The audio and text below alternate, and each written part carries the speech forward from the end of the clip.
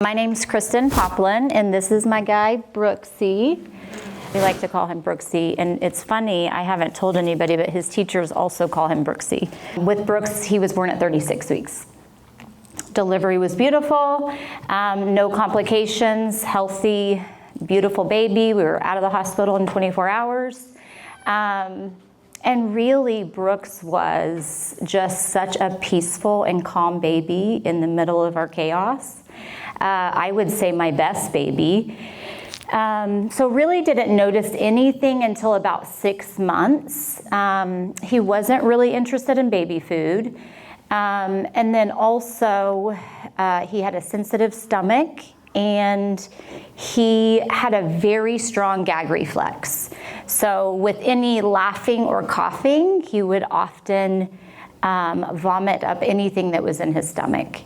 And with that, he would sometimes choke on his spit up, which I don't know if you've ever seen somebody choke, but it's very scary. It was scary for him and for me.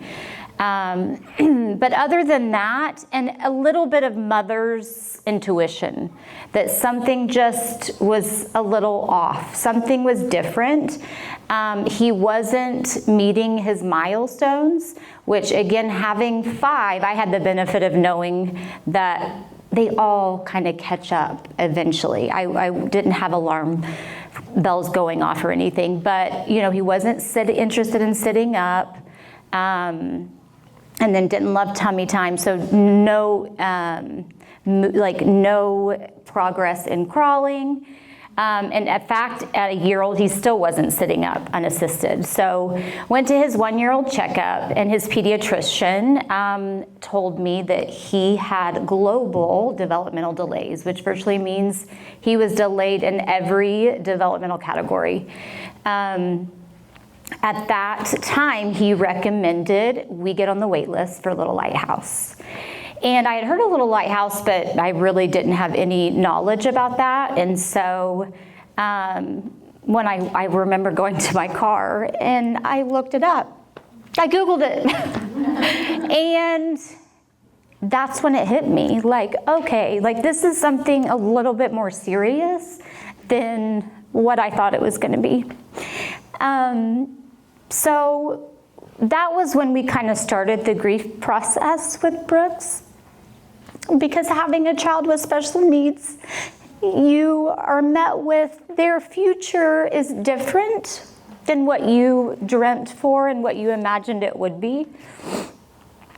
But we went through the application process, came and did a tour. And it was, I mean, you could just feel the heart of this place is so beautiful. I'm sure those of you who are this for the first time today, you can feel that. But we still sense that, you know, it was a 3-year wait list, and we really sense, okay, we're going to get him caught up. You know, there was a little bit of denial. And we just, my husband and I looked at each other and just said, I don't think he needs this level of intervention, because at that point he was still a pretty typical child. But as time went on, another part of the grief was, as a mom of 4, I was pretty confident as a mom, and I would say so confident I would have thought I could write a book on motherhood. But then having a child with special needs, all of a sudden, you know nothing. And with that came fight or flight. I just dove headfirst into learning and absorbing any information and knowledge I could.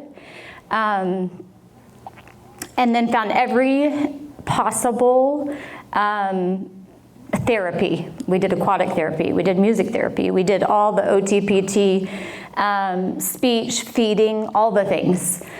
5 to 6 therapies a week while we were on the waiting list.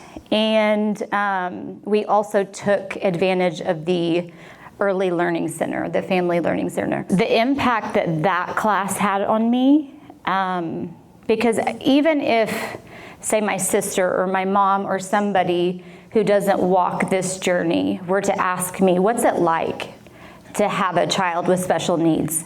And There are no words that I could give you to describe it. It's a lived experience, and all of a sudden, for the first time, I go into this room with strangers, and there's something unspoken. They just get it. And I can't tell you what that meant for me. All of a sudden, it's like, okay. And even though their conditions were different, that's what's so unique. They all have different needs, but yet they get it. They just get it. And that support is everything. Especially coming, I'm in the mental health field, and there are so many challenges that are behind the scenes that people don't see outside of the child. Financial stressors, emotional, physical stressors, and the mental health of the caregivers or the parents is crucial. It is so important that they have support, and I found that at Little Lighthouse. Some of the struggles as Brooks started to get a little older, I'd say a year and a half or two, and new environments, new people it was very overwhelming for him. His nervous system became very dysregulated, which looked like uncontrollable crying. But to me, as a mom trying to figure out how to help regulate him, I became overwhelmed. And so I am one who thrives and who seeks social interaction. And I got to a point where I dreaded them because I need him to be okay. That was my focus. I can't sit here and carry on, and people just don't get it. People don't understand. I'm like, can't you see? Trying to regulate a child here. But because I am someone who's so social normally, it was too much for me to handle. So at 3, we did a formal evaluation with Brooks, and he was diagnosed on the autism spectrum disorder. And he was also diagnosed with an oral aversion. So the feeding is something for him, his brain sees food as a threat. And so he just turned 5, and his diet consists of a bottle, no water, the liquid he gets from the bottle, and 3 flavors of baby food. So that's still a struggle. So last fall, Brooks started, after 3 years, in the developmental center at Little Lighthouse. And it's been everything. If you were just to observe him walking through those doors every single day, the joy he feels is palpable. And he could not receive that anywhere else. The environment that they create for him, because like I said, he becomes very dysregulated very easy. But he's never dysregulated here. So it's the environment that this place creates, the safety, because when his brain's in fight or flight, there's no learning. There's no learning that takes place. And what we're finding is he's actually brilliant. And we know that because here he's given opportunities to show what he knows. Because he doesn't show you in the way other kids his age show you. And so he knows that his ABCs. He knows all these things that, again, I didn't even know he knew. I knew he loved the songs, but until you find a way to pull it out of him, we just wouldn't know. Another benefit of the developmental center is the therapies are embedded in his day. including Little Lighthouse just implemented a feeding program, which my son, oh my goodness, he greatly benefits from that. Like if he could just learn to eat a veggie straw, he could live. I would like, hey, every meal, veggie straws. Like you don't understand what that would mean for us. And so that is such a blessing that they pursued the feeding program here. Brooks is still non-speaking, and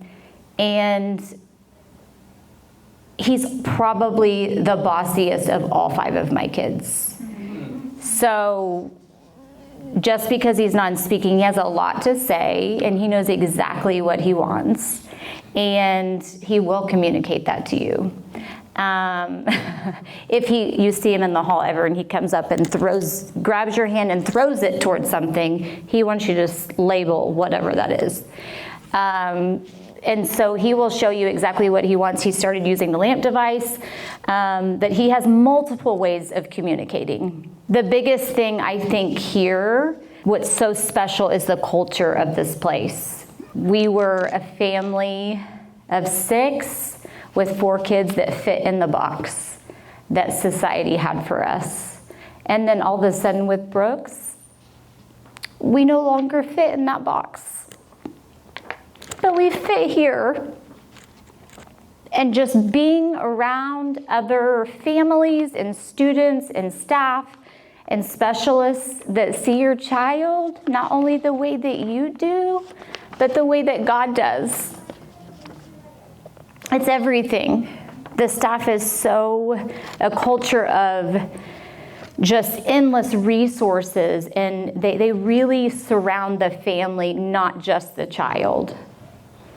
And again, I'm a mother of 5, but knew nothing now. And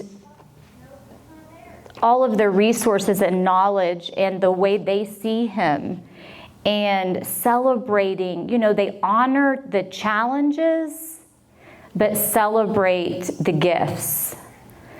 And it's really helped me to stiffen my spine, and it's helped to form the narrative around my son and who he is. And now I get to take that to the world. Because he doesn't fit in the box, but he is something special. I want to close with a personal story. Shortly after Brooks started school last fall, our family was hit with a tragedy. And I lost my husband. And Brooks and his siblings lost their father. And the way this place has walked alongside us and helped Brooks in his grief. I had a colleague come and talk to his teachers or anybody who interacted with him and helped identify his grief behaviors and how to support him. And they've been so phenomenal and so open. And I say this because each family that comes here has their own unique challenges. And this place meets them where they are. And they customize and individualize the way they support that student, but the whole family. And it's really, you feel the love of Jesus in that. I just want to say thank you to anybody here that supports this place, because it's not only helping in the here and now, it's building a foundation for these kiddos to become who God created them to be. Thank you.